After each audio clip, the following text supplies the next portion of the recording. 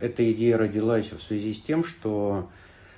насколько мы понимаем, раньше вузы поодиночке заезжали сюда и проводили свои, скажем так, презентации тех или иных вузов. Поэтому мы решили, с одной стороны, скоординировать свою работу для того, чтобы представить полный спектр, ну не полный спектр, но, по крайней мере, наибольший спектр вузов, которые могли бы предложить свои услуги будущим абитуриентам.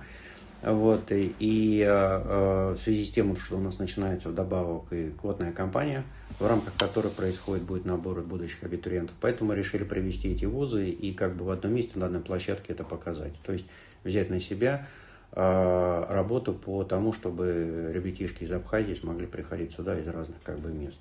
Что касается, какие вузы и по каким направлениям мы набирали, то, конечно же, мы в первую очередь ориентировались на те запросы, которые у нас были в рамках квотной кампании, а это именно на технические специальности, на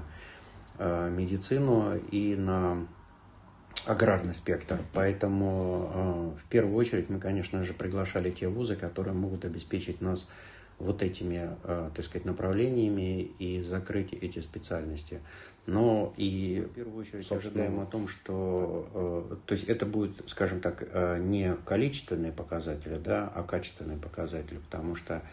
общаясь с участниками, я имею в виду со стороны российских вузов, разговаривая, мы понимаем, что для них это также важно. Это не просто количество людей, которые пришли и взяли, скажем так, раздаточный материал, хотя, в общем-то, это тоже важно, в голове у ребенка что-то останется. Но в первую очередь нас интересовало, чтобы сюда приезжали ребята 10-11 классов, а с учетом того, что в этом году у нас еще и среднее профессиональное образование, это ребятишки 10 классов, то есть 9 классов, те, которые могли бы пойти в колледжи и техникумы. И сейчас, общаясь уже вот с участниками нашими со стороны российских вузов, мы понимаем, что, так сказать, есть заинтересованность со стороны ребят, а это самое главное. То есть это не просто, как я сказал, они забирают раздатки, они интересуются конкретными направлениями, они интересуются конкретными, скажем так, вузами, они интересуются условиями, что для нас очень важно еще и то, что ребята,